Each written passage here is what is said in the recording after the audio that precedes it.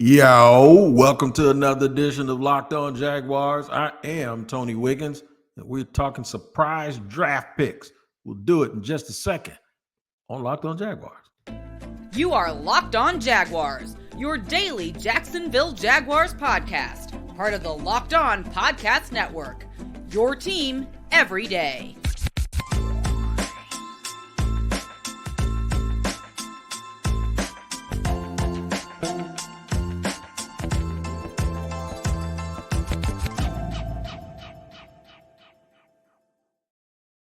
Yo, what up, everybody? This is Tony Wiggins, the host of the Locked On Jaguars podcast, where it's your team every day. We thank you for making us your first listen. I'm the host of this podcast that can also be found on YouTube at the page that's called, you ready for it? Locked On Jaguars. Just make sure you head over to YouTube, hit the like button, hit the subscribe button, and make sure you hit the bell so you get notifications each and every time we drop a show. And wherever you listen to podcasts, audio podcasts, if you're in your car going for a jog and you can't look at a TV screen, or if you're at the job and you're sneaking around while you're supposed to be working, make sure you tap into that location wherever you listen every single day to make sure you don't miss an episode. Thank you to all of the everydayers that join us every day. And there's so many of them, too many of them to remember. You can be an everyday. All you got to do is listen every day, right? All right, so here's what we're getting into on this beautiful, beautiful Friday. Why a surprise draft choice on draft night won't be a surprise at all. Then why did I call it a surprise? Well, I'll tell you, because I will be surprised by the pick. But being surprised should not be a surprise at all. Jared Verse would be absolutely great for the Jacksonville Jaguars. And I'm telling you, it's all a guess. So it's really me versus me. No pun intended to Jared, but it's me versus me trying to go through the mental gymnastics of figuring out what Trent Baalke and the Jaguars will do on draft night. We're going to cover all of that, and mainly because people keep asking me, what do I think they're going to do? So a lot of times my answer to that question is, man, I have no clue. And then they go, but you're the expert. Okay, you're right. But you're asking me to tell you what someone who is very, very unpredictable is going to do on draft night. So I'm not hedging my bets, but what I am is I'm giving you different scenarios to prepare you mentally for what might happen. And then you go, I remember Wiggs said that. And I guess some people that want to be haters, and I say that playfully, if they want to be a hater, they can say, well, if they pick somebody, yeah, you had to be right because you named about 25 people, right? That's not the point. The point isn't to be right. The point is to give you a perspective in advance that'll make you sort of understand why they would do what they do. That means that there's more than one way to I'm not going to say it, but there's more one way to get it done, right? Shout out to all the people that love cats, so I won't say that again, but there's more than one way to get the job done, right? So it's obvious that you can be a surprise, but if you expect a surprise, then it actually isn't a surprise, right? But that's really not why I said a surprise won't be a surprise. Here's why a surprise won't be a surprise. Because you need to be expected to be surprised. And if you're not if you don't expect it to be surprised with a team that's picking in the middle of the first round, that means that team doesn't do a good job of concealing and hiding exactly what they want to do, especially in the case of BPA, which is best player available. We should not know who they think the best player is. And some people look at best player available as best player available based on need or just best player available, period.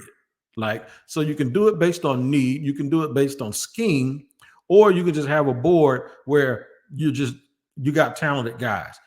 I think it's critical to do that. And I don't know if teams actually do that. Somebody told me that it was a possibility years ago, so I sort of ran with it. I don't know if teams have multiple boards. They should, though, because even if a guy doesn't fit their scheme, they ought to have him listed by his talent, because there is somebody that may get him. And what that does is it gives you a little bit of an idea of where guys are going to be picked. I do know that if teams do have a single board, they have a single board listed based on talent. And then what they do is they mark guys that they want schematically for them. So if there's a dude on there that's a weak side linebacker that can't play Mike linebacker, and he doesn't want to play that kind of linebacker, what you can say is, well, his value is when we run a 4-3 and that's about half the time. So, or one of the middle linebackers that really can't cover, and you run a 4-2-5 and you take them out, or a nose tackle that can't rush the passer because he's 350 pounds and you only have him in on what you think are rundowns, then you'll have that player based on talent, but then you'll have that player probably lower or marked off a little bit. So it doesn't really match up with your need. And the surprise aspect is this: you don't know what they're thinking. You don't know who they like and who they don't. And when I say what they're thinking, that's not the same thing as liking who they like. What they're thinking may come down to what they're trying to accomplish. Are they just going to take the best player who's going to have the better career, which is what they think they did with Trayvon Walker over Aiden Hutchinson? Are they going to take the player, since they needed pass rush, the guy who could just rush the passer quicker? Like most people, a lot of people would have taken Aiden over Trayvon Walker because they just want the guy who can rush the passer right now, who's more prepared to do it right now, as opposed to hoping that a guy can pick it up, which Trayvon had double-digit sacks last year. Or a team could say, and this is where I want y'all to pay attention, we got our starters for this year, but if the best player available who won't start for us is a dude that plays a position that is extremely valuable, and or, watch this, and or they could start in year 2 because the dude we have over there, we're going to keep him for one more year. We're going to let him go. You see how it works? There are a lot of people that believe the Cincinnati Bengals might take a wide receiver because they have no plans on making T. Higgins a long-term offer, because they know that they're not going to pay T. Higgins and Jamar Chase and Joe Burrow. They'll just be in salary cap hell. But some people that believe that they'll keep T. Higgins for this year and let him play with the franchise tag because Jamar Chase is still on a rookie deal, get the production and the results that come from it, tag him again at the end of next year, and then move on from him next year when you now have to worry about extending Jamar Chase. Makes total sense. Like you don't always have to get rid of or trade a guy early. You can keep him and keep the production for another season, the way a lot of people thought the Kansas City Chiefs should have done with L'Jarius Sneed. But the people that do that and say that have no idea that the Chiefs already have a dude that they penciled in that they believe can do the job. So what are they thinking? Why are they thinking it? Do they already have someone who's adequate behind them? If it's the Jaguars, do you already have somebody? Are you going to get a deal done with Josh Allen, or are you going to extend Tyson Campbell? Because after next year, there's like 1 or 2 corners on the roster that are actually under contract. Do you get a corner right now knowing that Ronald Darby's going to start and Tyson Campbell's going to start and Darnell Savage will start at the slot?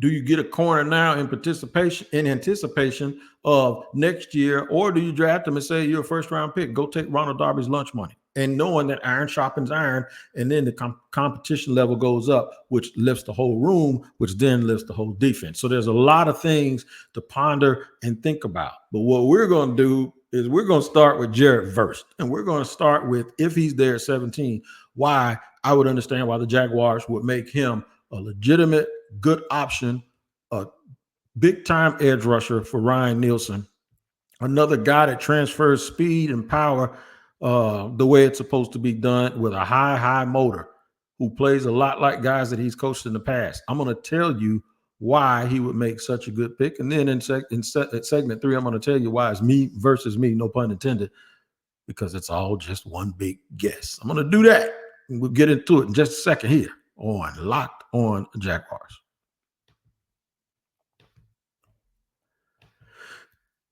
Passion, drive, and patience. The formula for winning championships is also what keeps your ride or die alive. eBay Motors has everything you need to maintain your vehicle and level it up to peak performance. Superchargers, roof racks, exhaust kits, LED headlights, and more.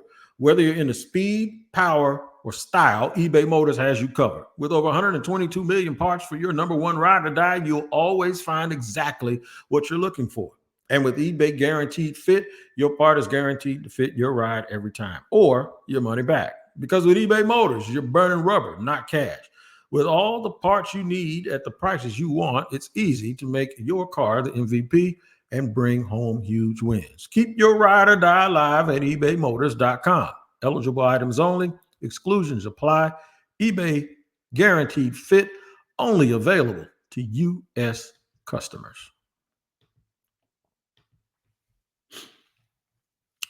Segment number 2 here on Locked On Jaguars. Beautiful, beautiful day in North Florida, man. It's like 80 degrees outside. Getting ready for this. Okay, it's 72 degrees. All right, I just looked at the corner of my laptop. It's 72 degrees, but I said it feels like 80 because the sun is sunning, right? All right, we're talking about surprise draft picks and why a surprise won't be a surprise, and it shouldn't be a surprise. It should surprise you that if it's not a surprise. That's why, okay? The only surprise is if it's actually somebody you think they're going to take if the draft turns out. So nobody knows who's going to come. Nobody knows who's going to be the 16 players pick, right? I told you the most I've ever gotten right is 8, and I did it before the draft. Now, if you do it during the draft, you probably nail it, because you can figure out who does what and match people up with what they do. It's really, really hard to do with the Jaguars because when they were picking first, it was a no-brainer pick in a couple of years. And then since they haven't been picking first, it's hard to figure it out. And it should be hard to figure it out. But it's really hard to figure it out with Trent Baalke, even with the fact that we all know that Trent loves his traits, right? So you would think you just go for the biggest, longest player that you can find. That's not necessarily true. The Devin Lloyd pick caught me completely off guard. All right. The Anton Harrison pick last year caught me completely off guard. My focus was on something else, and that did not happen. So I'm going to throw out a couple of nuggets over the next week or so of guys that if it's them, don't be surprised. Today, that is Jared Verse, the edge rusher from Florida State University, who I really, really like. He's a tad under 6'4", a little bit over 255 pounds, ran a 4.5 40. Really, really active player. There's some people that have watched Verse and they say, well, it gets too quiet for me at times, right? And too many lulls and too many things that go on and you don't hear from him or see him. I don't have that assessment of him. I really don't. I think in the big moments of big games, he's always shown up. I think he's done every single thing that he's actually supposed to do. I don't think he is the natural rusher that, let's just say, Johnson, the kid that played at Florida State a couple years ago that ended up getting picked at the end of the first round by the New York Jets. I don't think that he's that natural. Jermaine Johnson. I don't think he's as natural at that as Jermaine Johnson. He's not as long, I don't believe. I think Jermaine Johnson's a little bit longer in length, but he is different. He is different. I think he's naturally more athletic than Jermaine Johnson. I really do. I also believe that both of them have a trait that is very good, where they transfer from speed to power and from power to speed really, really good, right? And they both have a high motor.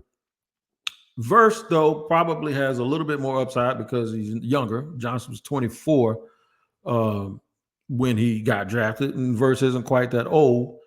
And Verse doesn't have as much wear and tear because, the other kid went to junior college and went to 2 different schools, where Verse transferred to Florida State from Albany.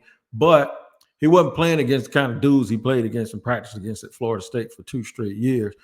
And he was highly, highly productive, even though he went from one level of football and probably skipped over that level to another level and then went to Florida State, where they really needed him to step up, and he didn't live in the shadows of Jermaine Johnson. So it shows you that what you saw him do against one level, he was able to actually translate that and do it against another level of football players. And he was recruited out of Albany by every team down there in the Southeastern Conference. So I think somebody told me he almost went to LSU.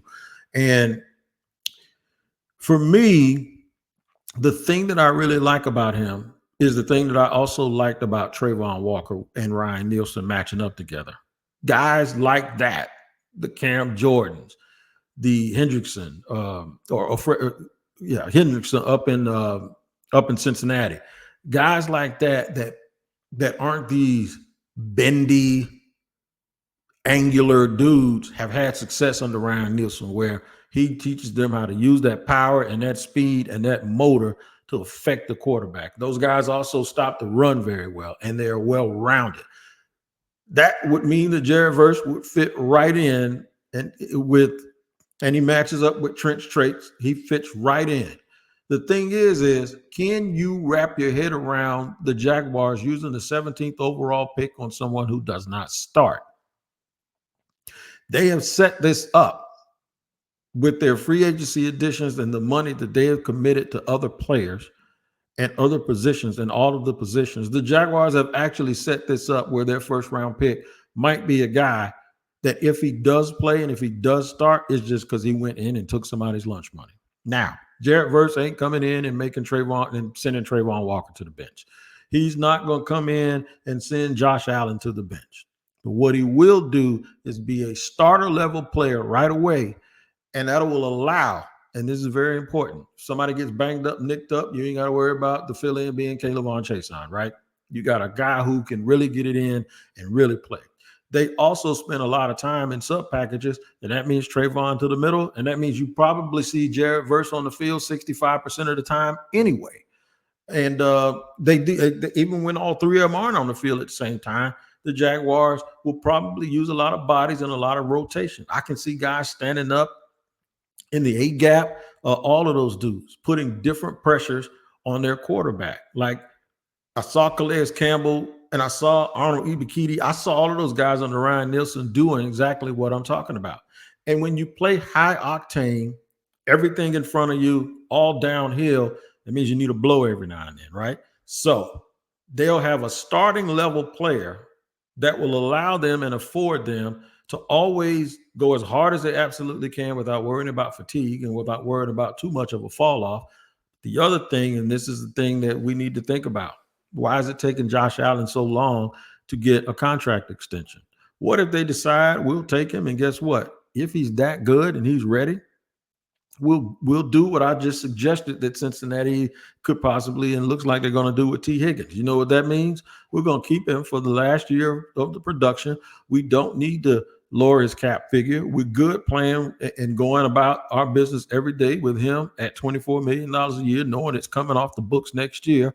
If we give contract extensions to Tyson Campbell, and if we give contract extensions to Andre Cisco, those extensions start next season. So therefore, it don't hurt us one bit to go ahead and leave him at the 20 some odd $20 million that he's making on the franchise tag. And here's the other thing that we can do. We can tag him again next year with this caveat, knowing we ain't going to keep him. And so somebody will say, well, why do you do that and you lose all of your leverage? Because now teams will talk you out. They'll talk you down to a third round pick the way they did L'Jarius Sneed. They won't do that if there's more than one of them. If there's 5 of them, they won't do that. Somebody will give you a second round pick the same way the Texans gave up a second round pick for Stephon Diggs. If somebody wants him and they want him bad enough, they'll come at you and they'll offer you, and you have multiple teams competing for said player, especially if he has another good season. If he doesn't have a great year, you ain't got a franchise tag him. You can let him walk if you already have a guy in place to take his spot. And that would be Jared Verse. So that makes all the sense in the world if this is the way that they decide to go. And then what it does, at least for this year, it takes a good unit and makes it way, way, way above the level of good. And it gives you probably one of the 5, 6, or 7 most dangerous front sevens in the league. And one thing Urban Meyer did say that I like, he said we need a top 8 defensive line. We need to be in the top 25% of the defensive lines in the league. They aren't there yet. If they did this, it'd go a long way to pushing them there, along with the addition of Arik Armstead. Not just this alone. It's the health. It's the emergence of Trayvon. It's Josh Allen having a career season. It's adding Arik Armstead. It's getting back a healthy Devon Hamilton. And then you add Jared Verse at 17. All of those things together, I believe, puts the Jaguars well within striking distance of having one of the top 8 defensive lines and defensive fronts in football. And that is always a good thing. I tell you what else is a good thing, man. Are you watching Fox Sports and ESPN on your TV dial all day? Have to turn down the volume with all that shouting? Make the switch to Locked On Sports today, a free 24/7 sports streaming channel programmed for you every day to bring you the biggest stories without all the screaming. Locked On Sports today brings you can't-miss analysis, opinions, and news, streaming 24/7 on YouTube or the free Amazon Fire TV channels app, part of the Locked On Podcast Network, your team every day. Tell you why it's all a guess. And it's all of this we're doing and we're talking. I don't have a clue what they're going to do, and I ain't even mad about that, and you shouldn't be either. I'll tell you why I feel that way in just a second here on Locked On Jaguars.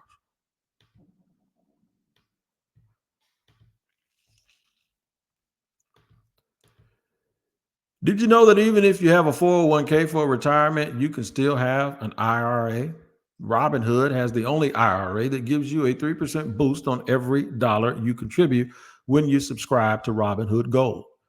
But get this, now through April 30th, Robinhood is even boosting every single dollar you transfer in from other retirement accounts with the 3% match. That's right, no cap on the 3% match.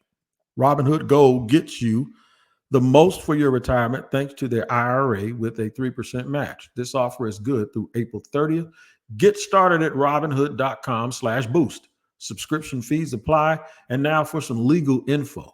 Claim as of Q1 2024, validated by Radius Global Market Research. Investing involves risk, including loss. Limitations apply to IRAs and 401ks. 3% match requires Robinhood Gold for 1 year from the date of the first 3% match. Must keep Robinhood IRA for 5 years. The 3% matching on transfers is subject to specific terms and conditions. Robinhood IRA available to U.S. customers in good standing. Robinhood Financial LLC, member SIPC, is a registered broker dealer.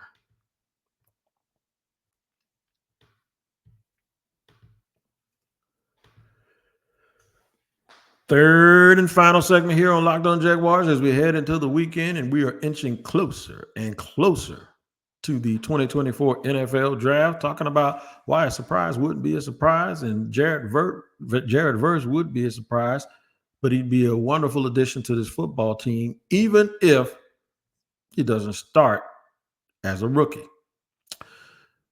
Let's get to it's all a guess. It's all a guess. Before I say that, I'm going to give you a scenario that you didn't expect, where you had a guy who was a quality starter who actually didn't start a lot of games. And that was Yannick Ngakoue when he was a rookie, because they had Calais Campbell, they had gotten in free agency, and they had drafted Dante Fowler, who was going into his third season as the top 3 overall pick. And I remember when they introduced them, they introduced both. They introduced 12 players. They introduced Fowler and they introduced Ngakoue. Ngakoue was prepared to run out, and the coach grabbed him. He turned around, and he was livid because they started Dante Fowler. Yannick Ngakoue was better than Dante Fowler, and he knew it, but everybody else didn't.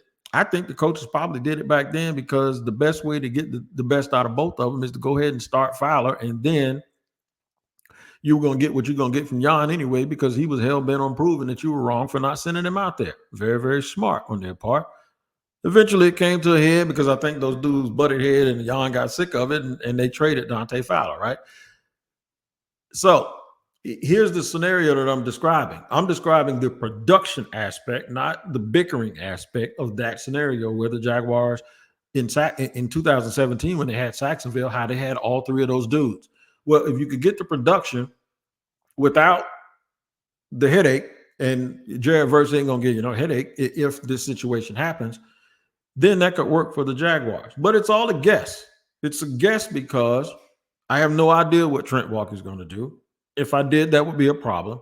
The guess is I don't think they know what they're going to do yet, because you have to wait to see the 16 people in front of them and what happens, right? It's a guess also because I don't know the inner thinkings of the team. Maybe they do think they can find a starter or can get a starter in the first round. Maybe they're thinking offense. Maybe they're thinking like a lot of fans are thinking, and that is, we need to weaponize number 16 and get him the most weapons. Maybe the Jaguars get to that point and there's 10 names on the list, and they do what they did last year and say, you know what, we can move down 5 or 6 spots or 7 spots and get an extra pick. And then guess what? especially if it's like Michael Penix is still on the board and somebody who didn't take a quarterback early in the first round, they want to move up. Or maybe it's somebody at the back of the draft that while they're a playoff team and they have a quarterback, maybe they don't have a quarterback for the next 5 years or 3 years. And they're like, the dude we got, man, he ain't going to be here much longer. So there are a lot of situations that could dictate why teams want to come up or want to move back. Maybe the Jaguars get there and a whole bunch of dudes that they have as the next, maybe they're at that point when they get to 17, maybe the next 13 guys that they like, there were no surprises and there were no shocks, and all of them on the board. And the Jaguars are saying, we'd be happy with any one of them. And maybe they move down twice to get more ammunition and still get a very, very good player. We don't know. We also don't know who they believe, like who we believe is should be picked, doesn't match up with who they believe. And here's a news flash for you. Nor does it match up with how good guys are really going to be. Ranking guys and having them on the list just means that up until now, the body of work that they have, along with what people project, and remember, when you're using the word prospect, it's all about the likelihood of something happening, not that is exactly what's going to happen. Do me a favor, go look at any draft the last 5 years or in history and go down the list and you go, ooh, that was a terrible pick. That was a terrible pick. Guess when it wasn't terrible? During mock draft season. That's why they are where they were, because during mock draft season, it's very, very hard to find, because nobody goes into a mock draft looking for players they don't like. You go in and you find things you like about guys and you start prioritizing them. That's why you have a list of players. So it's a little bit of a guess. It's guesswork, but it's fun guesswork trying to figure it out. The day that we stop guessing is the day that we need a new GM. And you know what? I said it myself. So I know it's going to be used against me. Somebody's going to say, see, Balky had you guessing. So that means that he's a great general manager. That's not what I said. But I'm telling you, the day that you can start predicting what your team is going to do in the middle of the draft and they do it, either you need a job in the NFL or the dude that has the job doesn't need to be in the NFL. Either way, though, man, it's going to be fun. It's going to continue to be fun with me also talking about the NFL draft to everyone. And I absolutely love doing that, man. I tell you what I like doing too. I like telling y'all about Locked On, because we have launched the first ever national sports 24/7 streaming channel on YouTube, and now it's also available on Amazon Fire TV in the free Fire TV channels app. Locked On Sports Today is here for you 24/7, covering the top sports stories of the day with local experts of Locked On, plus our national shows covering every league. Find Locked On Sports Today, now available on the free Fire TV channels app. This is a fire show, and I hope y'all have a fire weekend, and I hope you don't get fired and you come back Monday and listen to the Locked On Jaguars, because it's your team every day. We always thank you for making us your first listen. Make sure you take care of each other, and I'll take care of myself, and we'll see you back here on Monday.